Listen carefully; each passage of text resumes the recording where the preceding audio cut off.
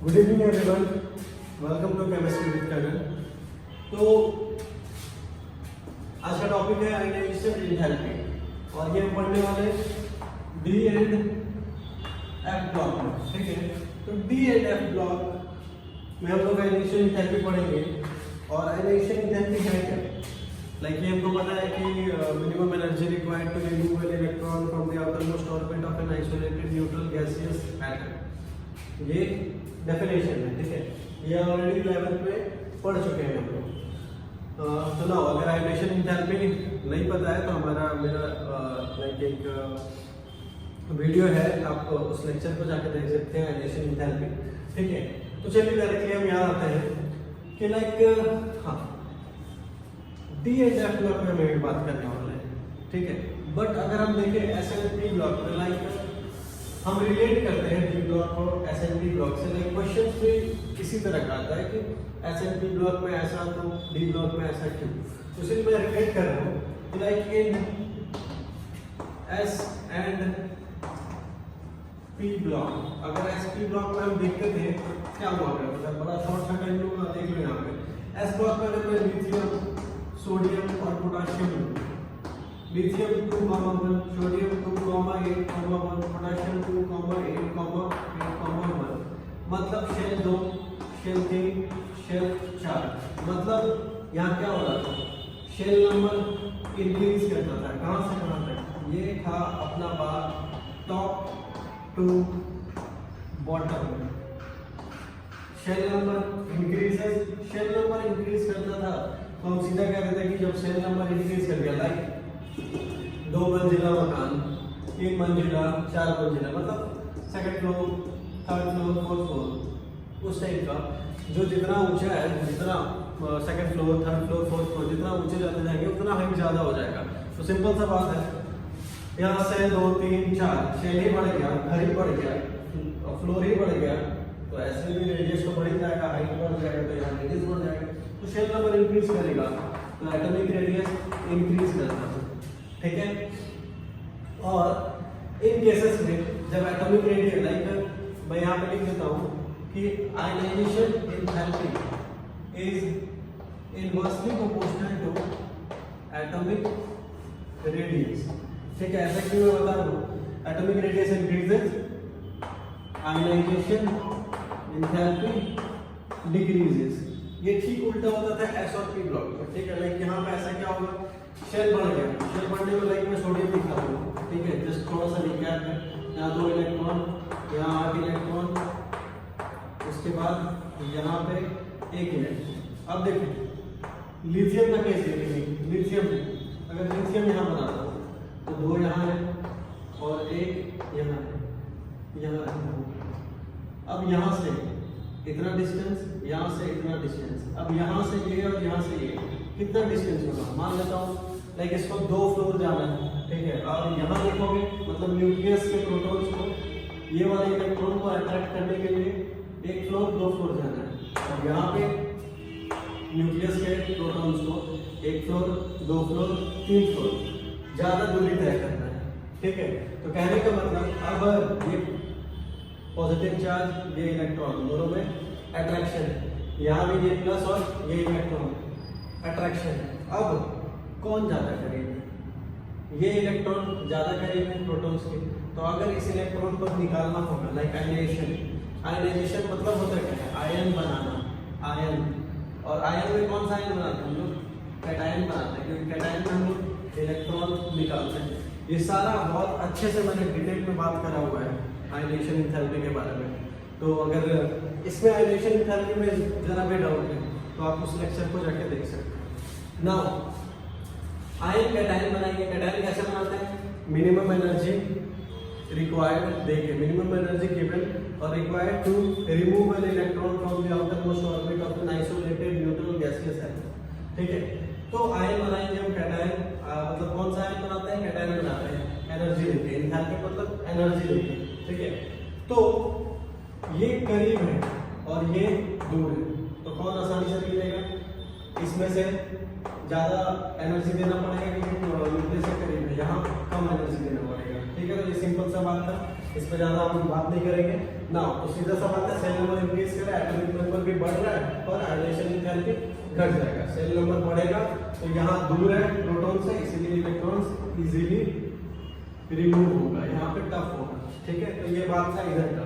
अब अगर एक बात तुम्हारा हम ये टॉप टू बॉटम का बात है, अब अगर ये बात लेफ्ट टू राइट के केस में अगर हम देखते हैं एस और पी ब्लॉक में क्या हुआ करता था, तो अगर हम देखेंगे यहाँ पे ले लेते हैं lithium, beryllium, boron, carbon, nitrogen, oxygen, fluorine.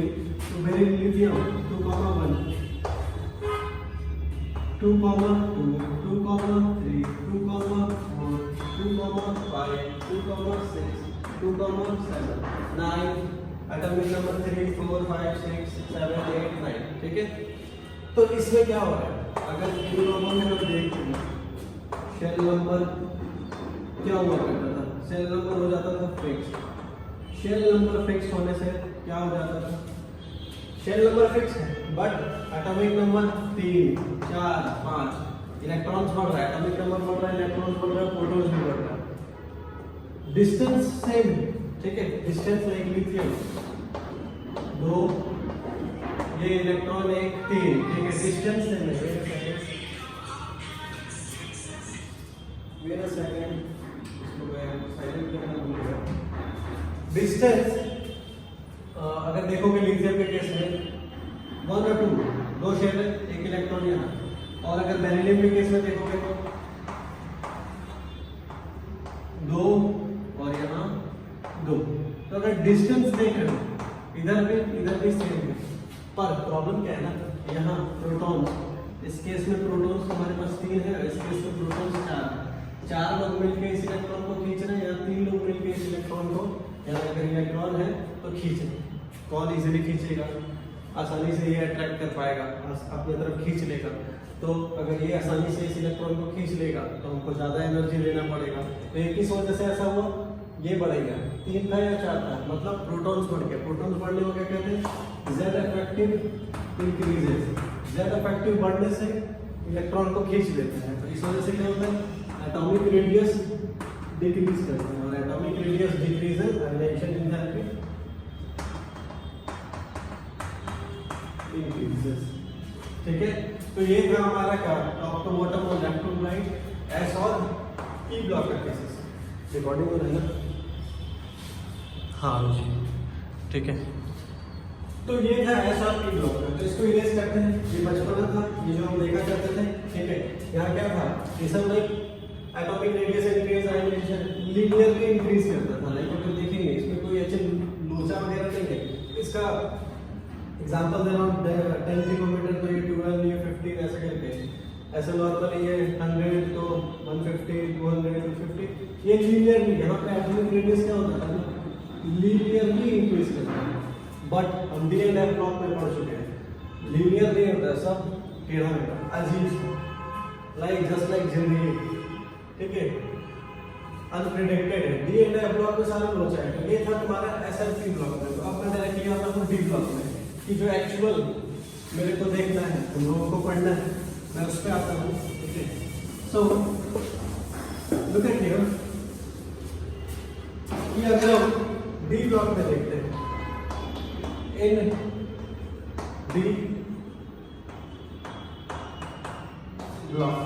D block में स्कैंडियम से अगर हम मैंगनीज पर देखें, ठीक है, तो यहाँ पे क्या होता था, एटॉमिक रेडियस इंक्रीज करता है, ठीक है। इस केसेस में एटॉमिक रेडियस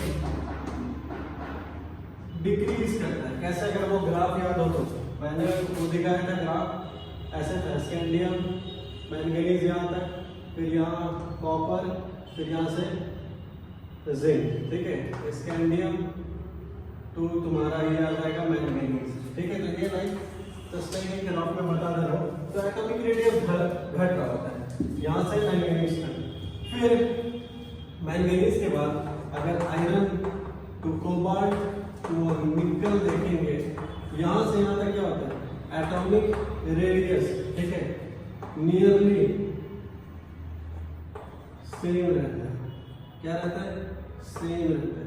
ठीक है, उसके बाद कॉपर टू जिंक देखेंगे तो एटॉमिक रेडियस बढ़ रहा है, एटॉमिक रेडियस इंक्रीज हो जाता है। तो ये लाइक डी ब्लॉक में एटॉमिक रेडियस का ट्रेंड है जो ऑलरेडी हम पढ़ा चुके हैं, तो ना प्रीवियस लेक्चर में कर चुके हैं। तो यहाँ पे क्या देख रहे हैं? यहाँ पे हम देख रहे हैं कि एटॉमिक रेडियस ये ब्लॉक में क्या हो रहा है? एटॉमिक रेडियस इंक्रीजेस, ठीक है, इंक्रीजेस नहीं, सीधा एटॉमिक रेडियस का जो ट्रेंड देख रहे हो ना, तो जो ट्रेंड जा रहा है एटॉमिक रेडियस का ट्रेंड जो है वो इरेगुलर है, मतलब उल्टा पुल्टा, कभी घट रहा है, कभी बढ़ रहा है, कभी बराबर हो जा रहा है, ऐसा वैसा है। लाइक एटॉमिक रेडियस का ट्रेंड इरेगुलर है, तो देयरफॉर आयनाइजेशन एंथैल्पी का ट्रेंड भी डीएलएफ ब्लॉक में इरेगुलर होगा। ठीक है, सो तो ये है, तो इरेगुलर होगा, कैसे होगा चलिए देखते हैं कैसे होगा।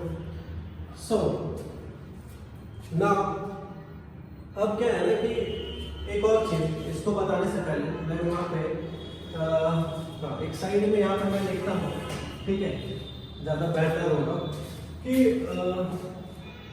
ये जो डीएलएफ ब्लॉक में आयनाइजेशन एंथैल्पी डिपेंड करता है, किस पे डिपेंड करता है? आयनाइजेशन एंथैल्पी डिपेंड किस पे करता है? लाइक यहाँ पे देखिए 3 रीजंस या फिर क्या है 3 terms responsible here, 3 terms responsible for the value of 3 terms responsible for the value of ionization energy। मतलब सर, मतलब ये आयनाइजेशन एनर्जी डिपेंड किस पे करता है? तो वो 3 टर्म्स, वो 3 टर्म्स कौन कौन है? First term is attraction between nucleus and electron, nucleus और इलेक्ट्रॉन के बीच का अट्रैक्शन। ठीक है, अब ज्यादा अट्रैक्शन है तो इलेक्ट्रॉन निकालने में दिक्कत होगा, ज्यादा प्यार है, अब प्यार ज्यादा है तो अलग करने में प्रॉब्लम है, बहुत झगड़ा वगड़ा करना पड़ेगा घर वालों को। अब इलेक्ट्रॉन, दूसरा इलेक्ट्रॉन का रिपल्शन, अब जहाँ पे पसंद ही नहीं है तो फिर जबरदस्ती कैसे शादी करवाएंगे आप? ठीक है, वहाँ भी प्रॉब्लम है, ज्यादा प्यार में भी दिक्कत है और रिपल्शन में भी प्रॉब्लम है। तीसरा इज एक्सचेंज एनर्जी, और ये कुछ नया सा है, ठीक है, एक्सचेंज एनर्जी। ठीक है, तो मतलब ये जो डी ब्लॉक में हम आयनाइजेशन एंथैल्पी का वैल्यू देखेंगे कि कैसे आयनाइजेशन एनर्जी एटॉमिक रेडिएशन में घट रहा है तो बढ़ते जाता है। ठीक है, बढ़ रहा होता है, जो भी वैल्यूज रहता है वो 3 terms responsible for the value of I. वो कौन कौन सा टर्म है? कैसे आयनाइजेशन एनर्जी का वैल्यू आता है? तो अट्रैक्शन कितना है इलेक्ट्रॉन और न्यूक्लियस के बीच में, रिपल्शन कितना है? जैसे मान लो फॉर एग्जांपल मैं कोई भी ये ले रहा हूँ, ठीक है, दिस इज एन इलेक्ट्रॉन, तो इस प्रोटॉन्स न्यूक्लियस और इस इलेक्ट्रॉन के बीच में अट्रैक्शन कितना है उस पर डिपेंड करता है। ज्यादा प्यार तो इलेक्ट्रॉन निकालने में दिक्कत होगा। दूसरा इलेक्ट्रॉन के बीच मान लो यहाँ इलेक्ट्रॉन्स है तो यहाँ रिपल्शन, ज्यादा इलेक्ट्रॉन्स है तो रिपल्शन भी ज्यादा होगा, तो वो भी प्रॉब्लम है। तीसरा एक्सचेंज एनर्जी, ये क्या है सर? ये मैं अभी बताता हूँ, मैं इसको इरेज करता हूँ, तीसरे पे आता हूँ एक्सचेंज एनर्जी, ये इरेज कर रहा हूँ। ठीक है,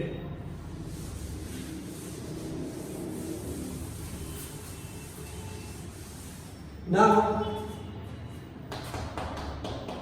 third one is exchange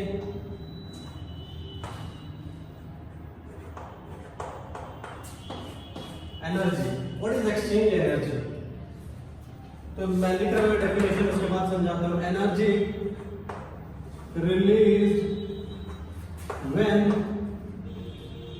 one or 2 electron energy released when 1 or 2 electron, 2 or more electron, when 2 or more electrons with the same spin, okay, with the same spin, when 2 or more energy released when 2 or more electrons with the same spin exchange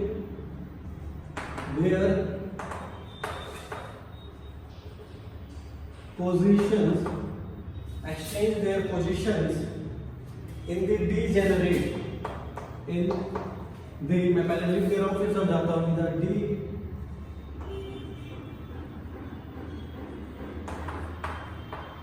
degenerate मतलब same, ये भी बता दे रहा हूँ, same energy और orbital so exchange their position in the degenerate substance. ये अजीब सा लगा, कोई बात नहीं, ये सुनते हैं ना, डिलोकेलाइजेशन ऑफ इलेक्ट्रॉन्स, इधर से उधर जाते हैं, ठीक है, इलेक्ट्रॉन्स को चेंज करते हैं, ट्रांसफर करते हैं। तो यहाँ पे देखो क्या होता है, मतलब इस पे डिपेंड करेगा आयनेशन, इलेक्ट्रॉन का वैल्यू, आयनेशन थेरेपी कितना एनर्जी लगेगा उसमें से इलेक्ट्रॉन निकालने में, इस पे। और तीसरा एक्सचेंज एनर्जी पे, मतलब sir like exchange their position, इसको मैं एक ब्रैकेट में लिखता हूँ, एक्सचेंज देयर पोजीशन को रीऑर्गेनाइजेशन ऑफ एनर्जी, ठीक है, रीऑर्गेनाइजेशन ऑफ एनर्जी। नहीं तो लाइक ये क्या है ना कि इसको मैं यहीं पे बता दे रहा हूँ, तो इसको अलग से वो बताना पड़ता है। तो यही है जो एक्सचेंज देयर पोजीशन है ना, इसी को कहते हैं रीऑर्गेनाइजेशन ऑफ एनर्जी, ठीक है। क्या होता है इसमें, energy released when 2 or more electrons with the same spin, 2 or more electrons with the same spin exchange their position, ठीक है। अब सेम स्पिन मान लो क्या है, सेम स्पिन का मतलब क्या होता है, सेम स्पिन मतलब इट्स लाइक ऐसे ऐसे या फिर ऐसे ऐसे, तो ये दोनों सेम है, या तो ये या तो ये, ठीक है। मान लो मैं ये वाला ले रहा हूँ, ठीक है, सेम स्पिन। तो energy release when 2 or more electron, अब 2 इलेक्ट्रॉन है यहाँ पे with the same spin, exchange their position, position exchange करेगा कहाँ, exchange their position in the degenerate सबसे, डीजेनरेट मतलब same energy orbital, same energy मतलब कि मान लेंगे तुम्हारे पास 3D है, एग्जांपल कि मान लो तुम्हारे पास ये 3D ऑर्बिटल, 3D सब्सटेंस, ठीक है। तो इसमें ये जो तुम्हारे पास ऑर्बिटल है, इस ऑर्बिटल में, ठीक है, ये ऑर्बिटल हो गया, इसको कहते हैं डीजेनरेट, ठीक है, डीजेनरेट। और मान लो यहाँ पे क्या है, energy release with 2 or more electrons, ये जो 2 electrons with same spin exchange their position, exchange their position मतलब ये एक बार यहाँ जा रहा है, ये एक बार यहाँ जा रहा है, ये एक बार यहाँ जा रहा है, ये एक बार यहाँ जा रहा है, यहाँ जा रहा है, यहाँ जा रहा है। तो ये है एक्सचेंज देयर पोजीशन। किस वजह से, किस वजह से exchange their position in the degenerate substance, ये किस वजह से कर रहा है, एनर्जी रिलीज करने के लिए। तो ये जब ऐसे ट्रांसफर होता है तो इस वजह से क्या होता है, इस वजह से यहाँ पे एनर्जी रिलीज होता है, ठीक है, एनर्जी क्या होता है, रिलीज होता है। तो एनर्जी रिलीज होने से क्या होगा सर, एक्सचेंज एनर्जी रिलीज होता है, मतलब एक्सचेंज करके, ठीक है, ये जो एक्सचेंज कर रहे हैं इधर से उधर, उधर से उधर, उस वजह से वो एनर्जी रिलीज कर रहे हैं। और एनर्जी रिलीज करने से क्या होता है, एनर्जी रिलीज करने में like loss of exchange energy, loss of ये जो एनर्जी रिलीज जो लॉस कर रहे हैं, loss of exchange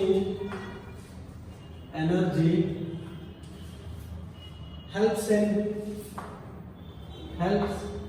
in stabilizing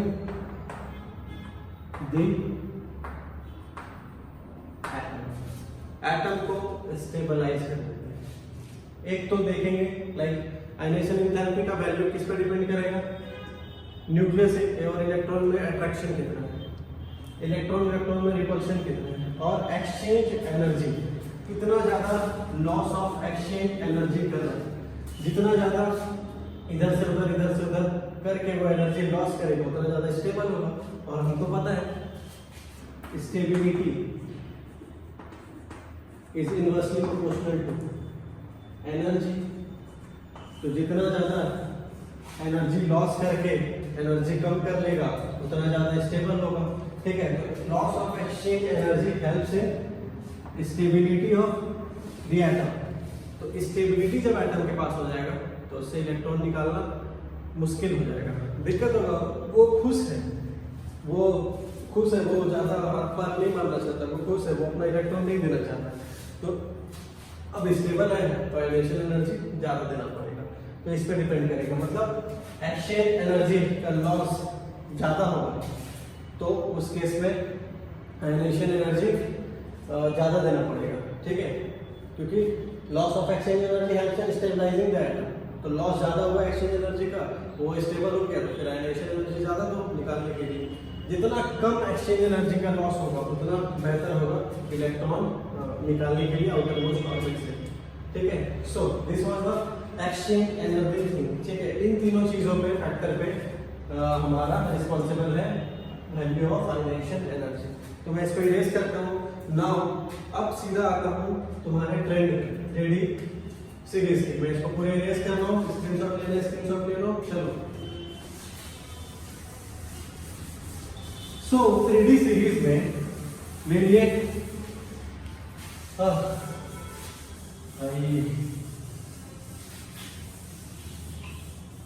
गर्मी लग रहा है यार, पंखा चालू कर दिया फिर ठंडा लगने लगेगा। छोड़ो, सीधा मैं यहाँ आता हूँ। लाइक डी ब्लॉक पे अब मैं लेता हूँ पॉइंट टू पॉइंट। पहले मैं लेता हूँ तुम्हारे कहाँ से कहाँ तक, स्कैंडियम टू मैंगनीज तक। ठीक है, स्कैंडियम टू मैंगनीज तक। ठीक है, यहाँ से क्या होता है, एटॉमिक रेडियस घटता है। इन केसेस में क्या होता है, एटॉमिक रेडियस डिक्रीज करता है। एटॉमिक रेडियस डिक्रीज करता है तो एटॉमिक रेडियस घटेगा, आयनेशन एंथैल्पी इस केस में बढ़ जाता है। ठीक है, आयनेशन एंथैल्पी इंक्रीज करता है। अगर आप जाके बुक में आयनेशन एंथैल्पी देखोगे तो लाइक ये क्या है, I1 का बात करता हूँ। ठीक है, लाइक अभी बताता हूँ। चलो, लाइक यहाँ से स्टार्ट करोगे 630 और यहाँ जाओगे तो ये 700 समथिंग पे है। तो 600 टू 630, 35, 50, 53 टू 700 समथिंग तक ये इंक्रीज करता है। ठीक है, अब क्या है कि इसके बीच में क्वेश्चंस क्या है। ठीक है, वेट अ सेकंड यार, एवरीथिंग इज गुड नाउ। ये तो ठीक है, स्कैंडियम टू मैंगनीज में एटॉमिक रेडियस घटता है, आयनेशन एंथैल्पी बढ़ता है। सही है, ठीक है। क्वेश्चंस कहाँ से आते हैं, देखो इन दोनों के बीच में मेन रोचक है। मेन रोचक देखो इन दोनों के बीच में वो कौन जालिम लोग हैं जिसके वजह से आपको ये याद रखना होगा।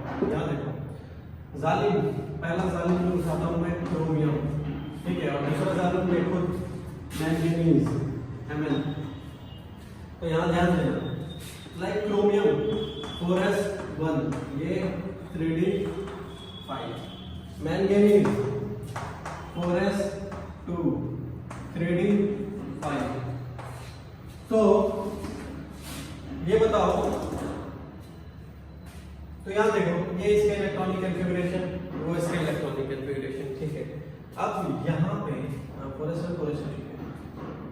3d5 कॉन्फ़िगरेशन स्टेबल, ये खुश, इधर Mn में ये भी खुश है, मतलब स्टेबल, खुशी परिवार, संपन्न परिवार, ये दोनों स्टेबल আছে। दिक्कत कहाँ আছে, 4s1 में আছে और 4s2। यहाँ देखो ये 4s2 फुल फिल्ड, यहाँ ये फुल स्टेबल है।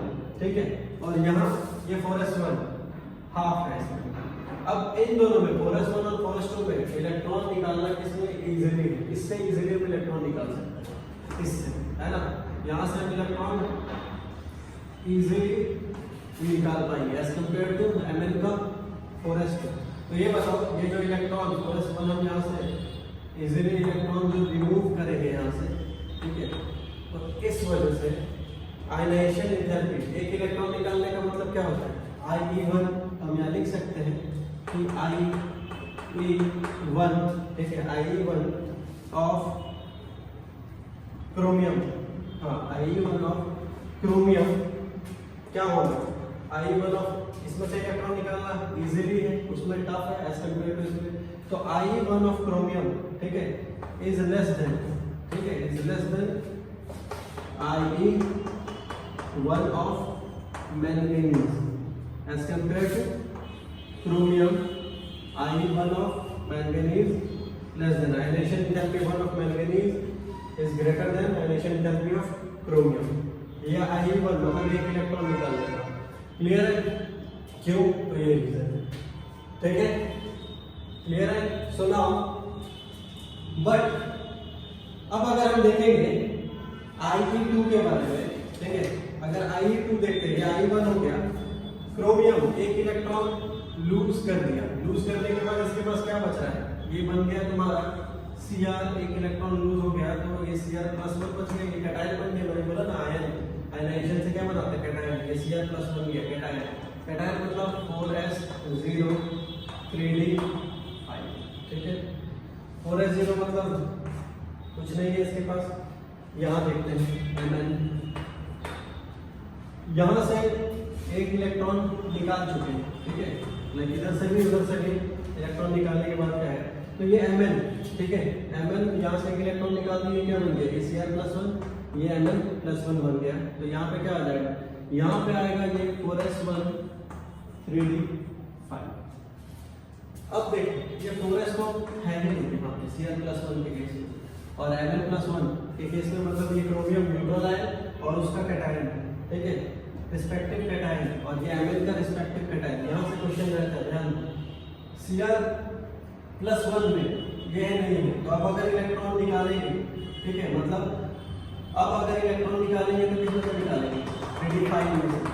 3d5 क्या है, फुल फील्ड, फुल्ली स्टेबल, मतलब हाफ फील्ड है, और ये स्टेबल कॉन्फ़िगरेशन है, यहाँ भी ये स्टेबल कॉन्फ़िगरेशन है 3d5, तो इलेक्ट्रॉन यहाँ Mn से किस में से निकलेगा, Mn में से इलेक्ट्रॉन, मैंगनीज में से हम 4s में से इलेक्ट्रॉन निकालेंगे, ये 4s1 में से, और यहाँ 3d5 में से, तो 4s1 और 4s1 और 3d5 में से हम यहाँ पे 4s1 से निकालेंगे, तो इजी किस में पड़ेगा हमको इलेक्ट्रॉन निकालने में, इससे इजी भी निकलेगा इससे, ठीक है, ये आउटर मोस्ट ऑर्बिट है, उससे हम इलेक्ट्रॉन निकाल लेंगे, ठीक है। तो नाउ लाइक ये 3d5 क्या है, इनर, ये भी इनर, और यहाँ पे ये 4s1 है, यहाँ पे इनर है ही नहीं, ये 3d5 है, यहाँ पे इनर नहीं है, सॉरी यहाँ खत्म है, आउटर वाले में इलेक्ट्रॉन ही नहीं, तो अब निकालना पड़ेगा, इनर शेल से इलेक्ट्रॉन निकालना होगा, ज़्यादा एनर्जी देना पड़ेगा, और ऊपर से ये इसको कह सकते हैं कि हाफ फील्ड है, तो d5 कॉन्फ़िगरेशन स्टेबल कॉन्फ़िगरेशन, यहाँ भी ये स्टेबल है, और इसके पास आउटर मोस्ट में एक इलेक्ट्रॉन है, तो इजीली यहाँ से इलेक्ट्रॉन ये निकाल देगा, फर्क नहीं पड़ेगा उसको, यहाँ से इलेक्ट्रॉन निकालने में कोई हिचकिच नहीं है, सीधा निकाल देगा। यहाँ प्रॉब्लम, तो इस केस में like ionization enthalpy 2 of Cr chromium, ionization enthalpy 2 of chromium is greater than ionization enthalpy 2 of manganese, ठीक है, हाँ बड़ा नॉइज आता है, चलिए, तो ये मत बोल देना कि IE2 of Cr+1, नहीं, क्रोमियम का IE2, क्रोमियम का IE2 मतलब मैं इसका बात कर रहा हूँ, या फिर आप लिख सकते हो Cr+1, ionization enthalpy of Cr+1 is greater than ionization enthalpy of Mn, ठीक है। तो यहाँ देख लो, फर्स्ट केस में IE1 क्रोमियम का कम है मैंगनीज से, बट IE2 क्रोमियम का ज्यादा है मैंगनीज से, ये याद रखना, ये दोनों पॉइंट क्रोमियम और मैंगनीज में ये दोनों पॉइंट याद रखना, क्लियर है ये, इसको मैं मिटा रहा हूँ। तो स्कैंडियम तो मैंगनीज में जो इंपॉर्टेंट बात था वो मैं कर लिया, अब मैं करूँगा किसमें, हाँ तुम्हारा स्कैंडियम तो मैंगनीज के बाद आयरन टू निकल, आयरन कोबाल्ट निकल तक। चलिए मैं इरेज कर रहा हूँ, ठीक है। Any type of confusion you can ask in the comment section. So now moving to the 3D series of, ठीक है, लाइक ये 3D डी ब्लॉक में 3D सीरीज का मैं बात कर रहा हूँ। आयरन नियरली, कोबाल्ट नियरली, निकल। मतलब इन केसेस में क्या है, इन केसेस का एटॉमिक रेडियस नियरली सेम है। तो इसी वजह से अगर आप इनका आयनाइजेशन एंथैल्पी चेक करोगे तो 700 समथिंग टू ये 700 समथिंग तक खत्म होता है। Like ionization enthalpy also nearly same. Clear है पॉइंट? सो नाउ ये तो इजी था, खत्म हो गया। अब मैं 3D सीरीज में आता हूँ कॉपर टू जिंक। कॉपर से जिंक, देखो कॉपर से जिंक क्या होता है। कॉपर से जिंक में एटॉमिक रेडियस इंक्रीज करता है, और एटॉमिक रेडियस यहाँ इंक्रीज करता है, बट यहाँ लगेगा बट। क्यों बट लगेगा, यहाँ दिखाता हूँ, ठीक है। इसको थोड़ा ऊपर लिखता हूँ, ठीक है, क्योंकि मैं यहीं पे ये दोनों चीज सॉल्व कर देता हूँ, ठीक है। 3D सीरीज में यहाँ पे लिखता हूँ 3D series copper two zinc में क्या हो रहा है।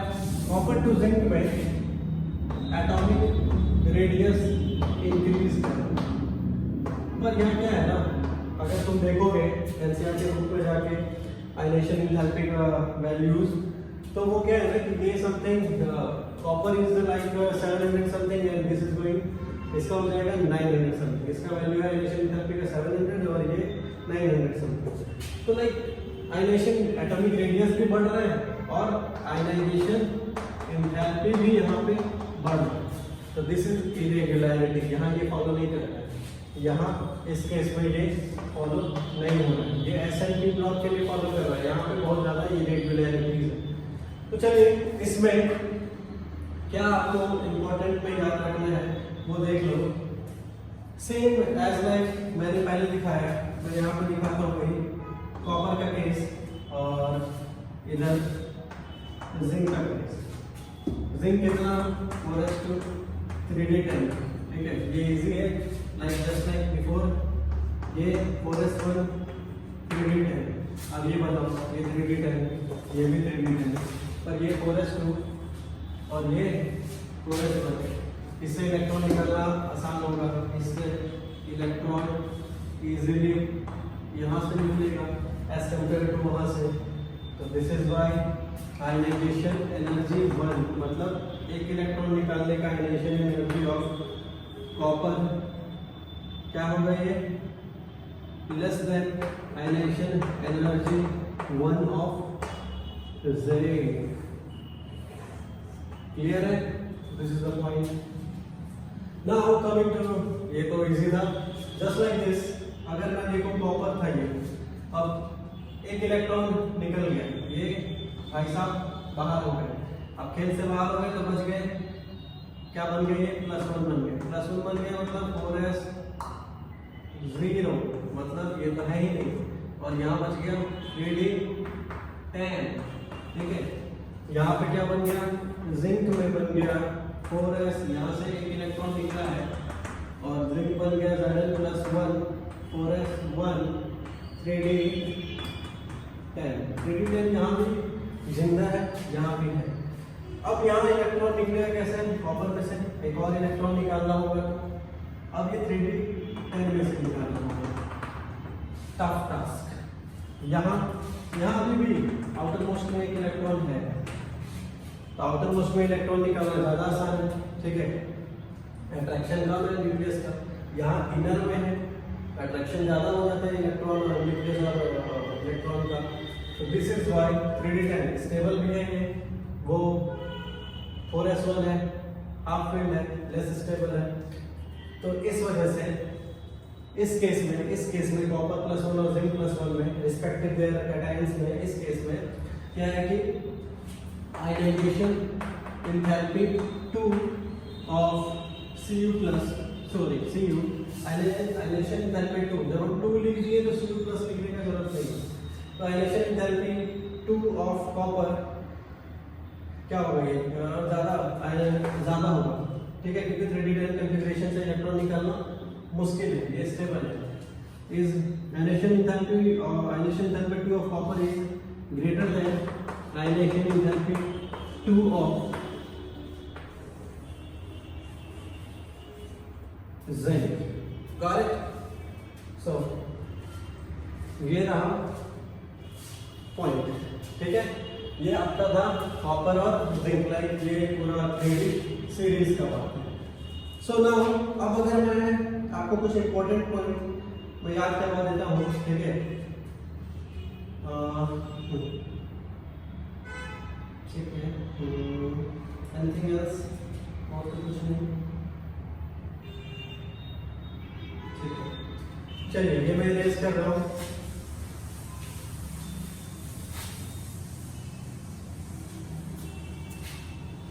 ठीक है,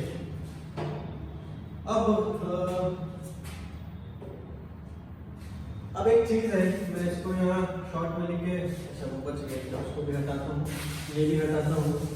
लाइक आयनाइजेशन एंथैल्पी 1, 2 और 3 का 2 तक बात की है। अब एक केस हम यहाँ दिखाते हैं Mn के केस में। Mn is 4s2 3d5।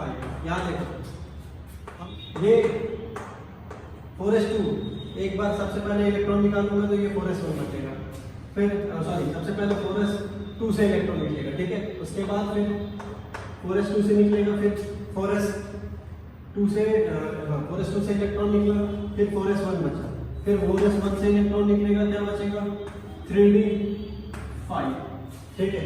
तो इन केसेस में सबसे ज्यादा डिफिकल्ट किससे इलेक्ट्रॉन निकालना, 4s2, लाइक ये क्या है, अभी मैं I1 इससे इलेक्ट्रॉन निकाल रहा हूँ, ठीक है। अब 4s2 से निकाला, I1 देके 4s1 बचा, I1 देके ये बच गया, ये दिया इसको, ठीक है। तो ये निकला, आयनाइजेशन एनर्जी 1 दिया, इससे इलेक्ट्रॉन निकाला, अब 4s1 बचा, ठीक है, देखिए रहने दो। अब इसको आयनाइजेशन एनर्जी 2 दे रहा हूँ, इससे इलेक्ट्रॉन 4s1 ये इलेक्ट्रॉन निकाल रहा हूँ, फिर आयनाइजेशन एनर्जी 3 दे रहा हूँ और इससे इलेक्ट्रॉन निकाल रहा हूँ। तो सबसे ज़्यादा डिफिकल्ट किससे होगा निकाल लेना, I3 3d5 से, हाफ फील्ड स्टेबल है, इनर इलेक्ट्रॉन है, इनर ऑर्बिटल का इलेक्ट्रॉन है। तो this is why I3 is greater then I2 and I2 is greater then I1। ये याद रखना Mn के केसेस में। और इस तरह का और भी, लाइक Mn के नीचे जिनका भी इलेक्ट्रॉनिक कॉन्फ़िगरेशन इस तरह का है, उनका ये ट्रेंड रहेगा आयनाइजेशन एंथैल्पी का, ठीक है। ये यहाँ पे छोटा कंफ्यूज मत होना, ठीक है। ओके, सो नाउ तो ये आपका मैंगनीज का I3 सबसे ज्यादा है, ठीक है। सो नाउ आप कुछ इंपॉर्टेंट पॉइंट्स लिख रहा हूँ मैं, ठीक है, वो याद रखना। लाइक अगर 3D सीरीज में देखोगे तो 3D सीरीज में zinc has the highest ionization enthalpy, ठीक है। Zinc has the highest enthalpy 1, मतलब एक इलेक्ट्रॉन निकालने में 3D सीरीज में स्कैंडियम तो zinc has the highest I1, zinc में सबसे ज्यादा power, like 900 something energy, 900 kilojoule पर मोल का एनर्जी लगता है जिंक से इलेक्ट्रॉन निकालने में 3D सीरीज में, सबसे ज्यादा जिंक। 4D सीरीज में cadmium has the highest I1, ठीक है, इन 4D सीरीज, ठीक है। फिर 5D सीरीज में mercury has the highest I1। And एक डबल स्टार बना के मैं एक और पॉइंट लिख रहा हूँ, ये जो Hg है ना mercury, like mercury 5D series और मरकरी का, मरकरी हैज द हाईएस्ट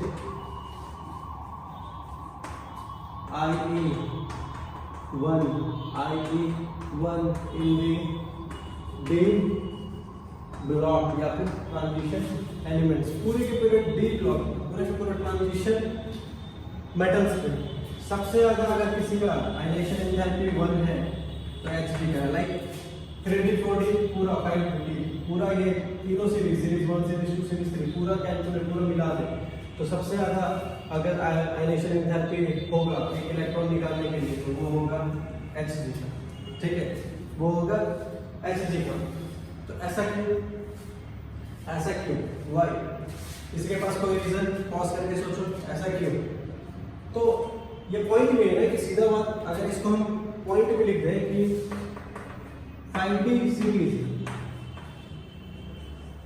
ये 5D सीरीज है, 5D series has the highest, 5D series has the highest ionization enthalpy among all series। सारे सीरीज में अगर 5D सीरीज के एलिमेंट्स का check करोगे तो सबसे ज्यादा उनका आयनाइजेशन एंथैल्पी होगा। Reason, what is the reason, ये स्क्रीनशॉट लो, मैं रीजन अभी बताता हूँ उस पॉइंट पर, ठीक है, मिटा दो। उम्मीद है समझ आया होगा। Any confusion? Ask me in the comment section. Any type of complaint, you can tell me in the comment section. So now, like मैं यहाँ लिख रहा हूँ,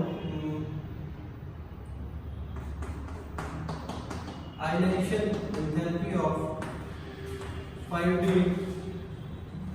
series is highest, लिखो या फिर मैं लिख रहा हूँ वेरी हाई, बहुत ज्यादा एनर्जी होता है 5D सीरीज का। ऐसा क्या होता होगा, सिंपल, अगर समझ पा रहे हो तो देख लो। 3D स्कैंडियम टू जिंक गया, 4D ट्रिलियम तो तुम्हारा कैडमियम गया, और 5D लैंथेनियम, ठीक है। ये क्या है ना कि मरकरी तक जाते हुए यहाँ 5D सीरीज में ऐसा क्या हो रहा था, यहाँ लैंथेनियम टू हॉफनियम, यहाँ देखो 57, यहाँ 72, बाकी के 14 लोग यहाँ से यहाँ जाने में, बाकी के 14 लोग कहाँ, कौन लोग हैं, तो ये है लैंथेनॉइड्स। ये कौन लोग हैं, लैंथेनॉइड्स। और यहाँ से यहाँ तक और इसके बाद मरकरी तक जितने भी इलेक्ट्रॉन्स फिल होते हैं इस केस में, 5D सीरीज के केस में हाई क्यों होता है, क्योंकि इस वजह से 5D सीरीज में क्या हो रहा है कि यहाँ से लैंथेनियम टू मरकरी तक में यहाँ पे 14 एक्स्ट्रा मेंबर आते हैं। कौन लोग हैं, लैंथेनॉइड्स। किसमें इलेक्ट्रॉन फिल होता है, 4f में, और 14 इलेक्ट्रॉन्स 1 टू लेके 14 तक फिल होता है, ठीक है। 57 टू 72 14 मेंबर्स यहाँ फिल हुए, उसके बाद वो 14 मेंबर्स कंटिन्यू यहाँ से जाते जाते Hg, सब में Hg में भी 4f और इलेक्ट्रॉन्स पूरा 14 फिल है। तो ये पता है, देयरफॉर sp_df में सबसे ज्यादा shielding effect like f orbitals, ठीक है। लाइक मैं एक बार यहाँ डायग्राम बना के दिखाता हूँ कि ये तो मान लीजिए 4f है, ठीक है, और 4f के बाद किसमें जाता है इलेक्ट्रॉन, 4f के बाद जाता है तुम्हारा 5D सीरीज में, उसके बाद 6D सीरीज में। तो sp_df हमें पता है ना, shielding effect S is greater than P greater than D greater than F, सबसे अच्छा शिल्डिंग इफेक्ट S का, फिर P का, फिर D का, फिर F का। शिल्डिंग मतलब, शिल्ड मतलब ढाल। अब जैसे लड़ाई होता है, ठीक है, लाइक बाहुबली में ढाल है, अब कोई तलवार चलाए तो ढाल से रोकते हैं। अब मान लो ढाल ही बेकार है और तलवार चलाए तो ढाल भी कटेगा और बीचों बीच आदमी भी कट जाएगा। तो सेम चीज है कि हमको पता है कि F पुअर शिल्डिंग इफेक्ट है, D एंड F का पुअर, और ये पुअरेस्ट शिल्डिंग इफेक्ट। ये किस बात का शिल्डिंग? अगर ये सब चीजें नहीं पता बता रहा, शिल्डिंग मतलब इस यहाँ से न्यूक्लियस से प्रोटॉन्स का शिल्डिंग, ठीक है। ये पूरा ऑर्बिटल्स क्या करता है, पूरा का जो इलेक्ट्रॉन्स रहता है वो न्यूक्लियस का जो प्रोटॉन्स है उसका शिल्डिंग करता है, रोकता है कहाँ तक जाने में, यहाँ 6s के इलेक्ट्रॉन्स तक पहुंचने में तो रोकता है कि ये वहां तक जा नहीं पाए। कौन रोकता है? ये ढाल बना के ऐसे कि नहीं जाने देंगे। क्यों? अगर जाएगा तो क्या होगा, अगर ये वहां चला जाएगा तो इलेक्ट्रॉन्स को अपने तरफ खींच लेगा। तो देखो 4f में तो यहाँ 14 इलेक्ट्रॉन्स आ रहा है, ठीक है, और f एक पुअर शील्डिंग इफेक्ट दिखाता है। पर 14 इलेक्ट्रॉन्स बढ़ने पे 14 प्रोटॉन्स भी बढ़ रहे हैं और ये कोई काम का नहीं है नहीं है, इग्नोर करने लायक है। तो 14 इलेक्ट्रॉन प्रोटॉन जो एक्स्ट्रा बढ़ रहा है वो अपना न्यूक्लियर चार्ज लगा के 6s में जो इलेक्ट्रॉन्स है उसको अपनी तरफ खींच लेता है और इससे एटॉमिक रेडियस बहुत कम हो जाता है, ठीक है। इस अट्रैक्शन बहुत बढ़ जाता है इस पर, तो इस वजह से इलेक्ट्रॉन्स को निकालना बहुत ज़्यादा एनर्जी देके इलेक्ट्रॉन्स निकलता है। तो इस वजह से ionization enthalpy of 5d series is very high. तो मैं लिख रहा हूँ रीजन कि यहाँ पे क्या लिख दो, लाइक 5d सीरीज में इंट्रोडक्शन ऑफ 5d सीरीज होता है, ठीक है। Introduction of 5d series and 5d लिख रहा हूँ, introduction of 4f series and 4f have poor shielding effect, ठीक है। poor shielding effect होता है, 4f have poor shielding effect, but 4f में 14 इलेक्ट्रॉन्स तो बढ़ रहा है इधर से उधर में, प्रोटॉन्स भी तो बढ़ रहा है, तो बट प्रोटॉन बढ़ने का मतलब z इफेक्टिव इंक्रीजेस, ठीक है, z effective increases very much, ठीक है। तो therefore z effective increases very much और वो z इफेक्टिव 6s के इलेक्ट्रॉन्स को अपनी तरफ खींच ले रहे हैं और अपने करीब ले आ रहे हैं, यहाँ से इस सेल को खींच के यहाँ ले आ रहे हैं। अब अट्रैक्शन बढ़ा हुआ है उस पर, तो इलेक्ट्रॉन्स को निकालना चाहेगा तो ये निकालने नहीं देगा, अट्रैक्शन ज़्यादा है, तो z effective increases very much, therefore ionization enthalpy required very much, therefore ionization enthalpy increases very much. So this is all about ionization enthalpy. तो उम्मीद करते हैं समझ में आया होगा, and if any type of confusion or problem you can tell me in comment section. Thank you so much.